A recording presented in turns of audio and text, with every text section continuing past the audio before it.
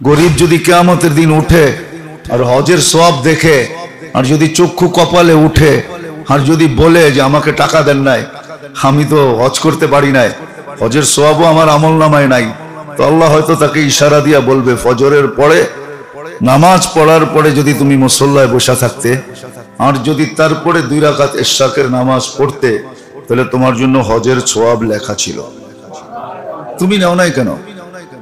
এখন আপনি বলবেন আমি তো ফজরের নামাজই পড়ি না, এটা কোথা থেকে পাবো? ঠিক না? এটার তো কোনো জবাব আমার কাছে নাই, আল্লাহ তো সুযোগ দিছে। হ্যাঁ, এখন বলবেন যে ধনী যদি পড়ে সে কি পাবে না? এটাও বলে দিছে যালিকা ফাদলুল্লাহ ইউতি মান ইয়াশা, যে আমি যদি আমার জীবনের মূল্যায়ন করি তাহলে আমার মূল্য হবে। আখিরাতের লাইনে যদি আমি মূল্যায়ন করি আমার জীবনটাকে, সময়টাকে, তাইলে আমার মূল্য আল্লাহর কাছে বাড়তে থাকবে, কমবে না। যত মূল্যায়ন করবে তত মূল্য হতে থাকবে। মূল্যায়নের উপরে নির্ভর করে, যত মূল্যায়ন করবে যত সময়ের মূল্য দিবে। এই জন্য দুনিয়াতে কিছু লোক আছে যাদের চোখের সামনে সব সময় নিজামুল আওকাত যেটাকে বলে ওটা টানানো থাকে, নিজামুল আওকাত, যে আমি কোন সময়টা কতটুকু কোথায় দিব এবং কোন সময়টা কতটুকু মূল্যবান। দেখেন আল্লাহর কত বড় মেহেরবানি। হজ করা, হজের সওয়াব পাওয়া, এটা সবার মনের একটা আকাঙ্ক্ষা, ঠিক না? সত্য তো? হজ করা, হজের সওয়াব পাওয়া, এটা সবার মনের, মুসলমান হিসাবে সবার মনের একটা আকাঙ্ক্ষা। কারো টাকা পয়সায় মিলে, কারো মিলে না, ঠিক না? কত দেশের মানুষ আছে জীবন ভর জমা করে তারপরে হজে যায়, ঠিক না? ইন্দোনেশিয়ায় যায় দেখেন বাচ্চা হওয়ার পরের থেকে নিয়ে হজের টাকা জমানি শুরু হয়। 2 টাকা জমাইতে জমাইতে জমাইতে জমাইতে যেদিন সিগন্যাল দেয় যে তোমার হজে যাওয়ার সমপরিমাণ টাকা জমা হয়ে গেছে, এখন তোমার নাম লিখতে পারি, এরকম করেও তো মানুষ হজে যায়, যায় না? কিন্তু আল্লাহ কত বড় মেহেরবান। ধনীরা হজের পরে হজ করবে, সওয়াবের পরে সওয়াব লুটবে, আর গরিবরা পয়সা পয়সা দেখতে থাকবে। আল্লাহ কত বড় ইনসাফওয়ালা। একটু তাকায় দেখেন, বলতেছি পুরাটা, যদি ভাবেন তাহলে বুঝবেন আল্লাহ কত বড় ইনসাফওয়ালা।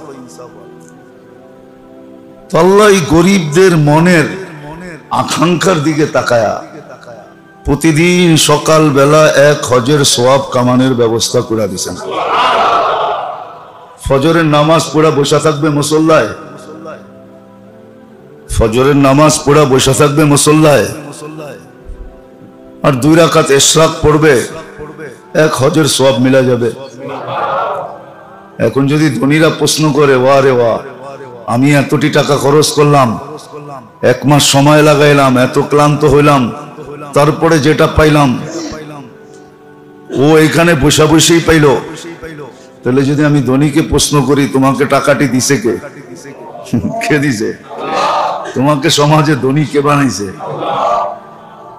তাহলে তুমিও ওর মতো গরিব হইতে চাও, তাহলে আল্লাহকে বলে দেই, আল্লাহ একও গরিব, এদেরকেও গরিব বানায় দেন। গরিব তো হইতে চাই না, টাকার তো পাহাড় বানাইতে চাই, ঠিক না?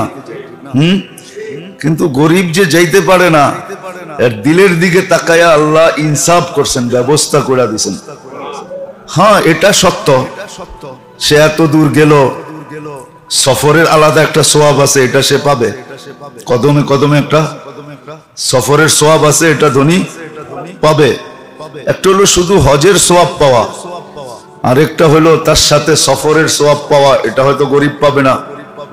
সে তো মুসল্লায় বসে আছে, কোথা থেকে পাবে? সফরের সওয়াব সে পাবে না, ক্লান্তির সওয়াব সে পাবে না। এরকম গণাইলে আরো কয়েক ডজন সওয়াব সে পাবে না। সে শুধু কি পাবে? কি? শুধু হজের পাবে। চাকরিতে অনেক সময় কয় না, কোনো বোনাস নাই, কোনো টিফিন নাই, কোনো বেলা খাওয়া নাই, শুধু মাসের শেষে এই কয়টা টাকা বেতন আছে। কি হয় না? হয় না? চাকরিতে কি চাকরি নেয় না? নেয় না? হ্যাঁ, বলে ঠিক আছে, নাস্তাও লাগবে না, বোনাসও লাগবে না, বেকার বসে থাকার চেয়ে কয়টা টাকা পাবো এটাও যথেষ্ট, ঠিক না? আর আরেকটা আছে, চাকরি হবে, লবণের বাটিটাও আমরা কিনা দিব, বেতনও পাবে।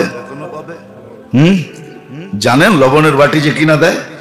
হ্যাঁ, মনে হয় জানেন না। বলেন তো কই জানেন? কোথায় চাকরি হয়, লবণের বাটিও কিনা দেয়? আছে, বাংলাদেশই আছে, বেশি দূরে যেতে হবে না, খুঁজা বাহির করতে হবে, আমি খুঁজা দিব না। আছে, বাংলাদেশি চাকরি আছে। যারা ওই র্যাঙ্কে উঠতে পারে তাদের ঘরে সব কিছু সরকারের পক্ষ থেকে সাজায়া দেওয়া হয়, তাদের কিচ্ছু নিজের পক্ষ থেকে কিনতে হয় না, মাসের শেষে বেতনও পায়, গাড়ি হাঁকায়া যেদিকে যায় সবাই সেলুটও মারে। আছে, খুঁজে বাহির করতে হবে, আছে, আমি জানি আছে। যদিও লবণের বাটি বললাম, লবণের বাটি দেয় না, মানে সবই দিয়া দেয়। তো এটাও চাকরি, ওইটাও চাকরি, ঠিক এরকমই আল্লাহর ইহসান। এটা ওইখান থেকে আসছে যে আমার সময়ের মূল্যায়ন যদি আমি করি তো আমি মূল্যবান হব। আমার সময়ের মূল্যায়ন যদি আমি করি, জীবনের মূল্যায়ন যদি আমি করি, তাহলে আল্লাহর কাছে আমি মূল্যবান হব। আর আল্লাহ মূল্যায়ন করার জন্যই, মূল্যবান বানানোর জন্যই কারো আশা আল্লাহ রাখেন নাই যে কারো দিলে যেন আফসোস থাকে। গরিব যদি কিয়ামতের দিন উঠে আর হজের সওয়াব দেখে, আর যদি চক্ষু কপালে উঠে, আর যদি বলে যে আমাকে টাকা দেন নাই, আমি তো হজ করতে পারি নাই, হজের সওয়াবও আমার আমল নামায় নাই, তো আল্লাহ হয়তো তাকে ইশারা দিয়া বলবে, ফজরের পরে নামাজ পড়ার পরে যদি তুমি মুসল্লায় বসা থাকতে, আর যদি তারপরে 2 রাকাত ইশরাকের নামাজ পড়তে, তাহলে তোমার জন্য হজের সওয়াব লেখা ছিল, তুমি নাও নাই কেন? এখন আপনি বলবেন আমি তো ফজরের নামাজই পড়ি না, এটা কোথা থেকে পাবো? ঠিক না? এটার তো কোনো জবাব আমার কাছে নাই। আল্লাহ তো সুযোগ দিছে। হ্যাঁ, এখন বলবেন যে ধনী যদি পড়ে সে কি পাবে না? এটাও বলে দিছে, যালিকা ফাদলুল্লাহ ইউতি মান ইয়াশা। যেমন গরিবরা আল্লাহ রাসূলের সাল্লাল্লাহু আলাইহি ওয়াসাল্লামের কাছে আসছেন আর বলছে বনিরা তো বাজি নিয়ে গেল। তো জিজ্ঞাসা করছে কোন দিক দিয়ে বাজি নিল? বলে আল্লাহ টাকা পয়সা দিছে, খুব দান করে, খয়রাত করে, সদকা করে, যাকাত দেয়, মানুষের 2 হাতে লুটায়, মেহমান খাওয়ায়, এটা করে সেটা করে, আমরা তো কিছু পারি না। তো আল্লাহ রসুল এদেরকে তসবিহ শিখায় দিছে, তোমরা তসবিহ পড়ো, এগুলা তোমরাও এগুলার সওয়াব পাবে। তো কথা কি আর লুকানো থাকে নাকি? ধনীদের কানেও চলে গেছে, এরাও শুরু করছে, কেননা পরিবেশটা এরমই ছিল। আজকের পরিবেশটা ভিন্ন। আজকে খালি দেখে কোথায় পাত্তি আছে। পাত্তি চিনেন না? ঢাকায় শব্দ চিনবেন করতে, আপনারা কি ঢাকার নাকি? শুধু পাত্তি দেখে, পাত্তি কোথায় আছে। টাকা দেখি আমরা, দুনিয়া দেখি। ওই সময় টাকা দেখতেন না, এটাই সত্য। তো ধনীরও বৈশা ছিল না, এরাও আমল শুরু করে দিছে। তো বলছে ইয়া রাসূলুল্লাহ, ধনীরও তো শুরু করে দিল। আল্লাহ রাসূল বলছে যালিকা ফাদলুল্লাহ ইউতি মান ইয়াশা, এটা আল্লাহর দয়া, যে করবে তারই মিলবে। এখন ধনী যদি বলে করে যে আমি হজে যাইও সওয়াব কামামু, বাড়িতে বসেও কামামু, তাহলে সেও ফজর নামাজের পরে বসে থাকলে এই সওয়াব পাবে না? পাবে না? হ্যাঁ, যার মা বাবা জীবিত আছে সে যদি মনে করে আমি ডেলি 1 হজ কামামু, কমসে কম 1 হজ, 100 হজও তো কামানো যায়, 1 হজই ডেলি কামামু, কিন্তু একজনও তো পাওয়া যাবে না যে ডেলি বাহির থেকে এই নিয়তে বাড়িতে যায় যে এখন যাব আর আম্মাকে দেখবো, আব্বাকে দেখবো, একটা মুস্কি হাসি দিয়ে একটু আদর করব আর হজের সওয়াব কামায় নিব। এই নিয়তে তো একজনও বাহির থেকে বাড়িতে যায় না, অফিস থেকে যায় না, দোকান থেকে যায় না, কর্মস্থল থেকে যায় না, বাড়ির বাহির থেকে যায় না, যে এই নিয়তে ছুটে আসছে যে আমি হজের সওয়াবটা কামায় আনি, তারপরে যা করার করব। ইচ্ছা করলে ডেলি 1 হজ কেন, 100 হজও কামানো যায়। আসল কথা হলো এটা আমার জীবনকে আমার মূল্যায়ন করতে হবে, তাইলে আমার জীবনের মূল্য হবে। আমি দুনিয়ার দিক বুঝাইতে চাইতেছি না, দুনিয়ার দিক, দুনিয়াতে অনেক কিছু পরিশ্রম ছাড়াও অর্জন করা যায়, এটা সত্য। হাজারো আছে, হাজারো আছে। ভাই চেয়ারম্যান ছিলেন, মারা গেছে, এখন ভাই চেয়ারম্যান হয়ে গেছে, তাকে ভোটের সম্মুখীন হতে হয় না। তো দুনিয়ার অনেক কিছু অর্জন ছাড়াও অর্জন করা যায়। টাকাওয়ালা, পয়সাওয়ালা, সম্পদওয়ালা, উত্তরসূরি হিসাবে হওয়া যায়, পাওয়া যায়, মালিক হওয়া যায়। কিন্তু আখেরাত এরকম না। আখেরাতের জন্য নিয়ম উসুল এটাই, মানেন আর না মানেন, দিলে গাথেন আর না গাথেন, আমার সময়কে আমি মূল্যায়ন করব তো দামি হবে। আমার সময়কে আমার মূল্যায়ন করতে হবে।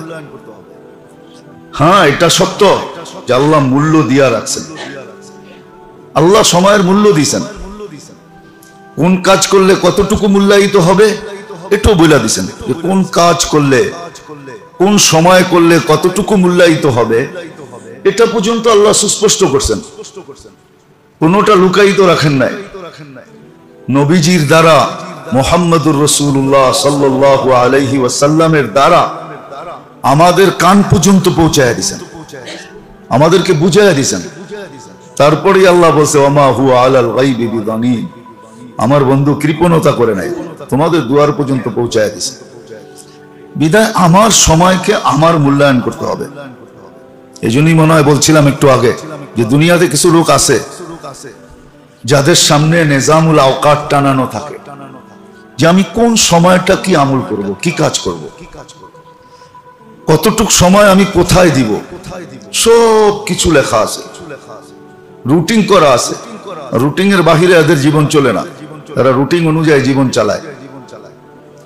কতটুক তসবিহাত সারাদিন পড়বে এটা নির্ধারণ করে নিছে, এতটুকু আমি সারাদিনে পড়ব, এবং পুরা করে উঠতে বসতে হাঁটতে চলতে ফিরতে ওটাকে পুরা করে ফেলে। তো নিজের সময়কে নিজে মূল্যায়ন করতে হবে। হ্যাঁ, এটাও সত্য, আল্লাহ যতই মূল্য দেখ না কেন, আমি যদি মূল্যায়ন না করি তাহলে মূল্যায়ন হবে না, দামি হবে না। আল্লাহ মূল্য দিয়া রাখছেন, ওই দিকেই নিয়ে যাইতেছি, আল্লাহ মূল্য দিয়া রাখছেন। আজকে 2 তারিখ মুহররমের, জিলহজ চলে গেছে, ওটার ভিতরে একটা মূল্যবান সময় ছিল। মুহররম পুরা মাসটা মূল্যবান মাস, এটাও মূল্যে ভরা, কয়েক দিক দিয়ে এর মূল্য। কিন্তু আফসোসের বিষয়, আসবে মুহররম, চলে যাবে, তারপরে সফর আসবে, তারপরে রবিউল আউয়াল আসবে, এরকম করতে করতে মাসের চাকা ঘুরতে থাকবে। আপনার আমার জীবনেরও একদিন পরিসমাপ্তি ঘটবে। হ্যাঁ, সত্য এটাই, মূল্যায়ন যদি না করলাম তাহলে হয়তো আমাকেও চিৎকার দিতে হতে পারে, আফসোস করতে হইতে পারে। হাদিস যেদিকে ইঙ্গিত দিছে, লা ইয়াতাহাসসার আহলুল জান্নাতি ইল্লা আলা সাআতিন মাররাত বিগাইরি যিকরিল্লাহ, তখন আফসোসের চিৎকার দিবে। আজকে যেরকম কিছু মানুষ আজকে দুনিয়াতে আছে, কিছু মানুষ আছে যাদেরকে নিয়ে মানুষ ব্যঙ্গ করে,